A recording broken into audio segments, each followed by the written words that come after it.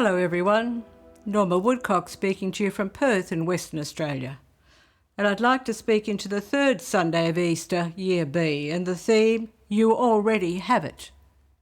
In Luke's Gospel, chapter 24, verses 35 to 48, Jesus appears to the disciples after his resurrection and says, "Peace be with you."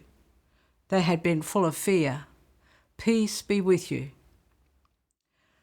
We have peace because he says he has given us peace, but we're not always experiencing that peace. And I want to share a story that out of my early years where I experienced something so amazing. And it is the peace that Jesus talks about. Peace be with you. I was 37 years ago, I was waiting outside my Jesuit spiritual director's office for a session, and as I was sitting outside the office, there was in front of me a little simple flower bed. It was an old-fashioned flower bed with wooden borders that had weathered with time. And in that little flower bed was a little jade bush with their green, shiny leaves, and the vincas, the little flowers that shine up and look up to the sky with their pretty little colourful faces. And the earth had been turned and it had rained, and outside the flower bed on the brick paving, little ants were crawling, and I could smell it, I could see it, I was one with it was one with me. It was the most amazing moment. And then my Jesuit director opened the door and said, "Come in, dear." And I said, Father, I said, there was the little jade bush and the vincas and the little flower bed and the wooden borders and the little ants, and I was one with it and it was one with me. And he said, "It's called peace, dear." I said, if people knew this is what Jesus Christ offered, they would come on their hands and knees to church, because this is what people seek everywhere, in whatever which way they can, to find that peace that evades them.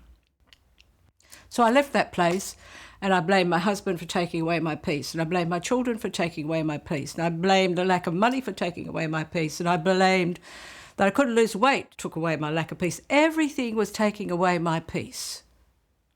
And many, many years it took for me to understand what happened in that little moment was available to me all the time. What happened in that moment is I put down my baggage.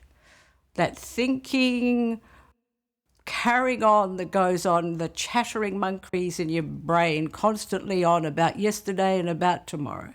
Regrets about yesterday, fears about tomorrow. How are you going to come over? What will people think? And I had to learn to control that thinking and to actually choose to think what I wanted to think, not identify with those thoughts and run away with them. Can I tell you that I see little ants often now? I'm not there 100% of the time, but I'm there a lot of the time now. This peace he has for you as well.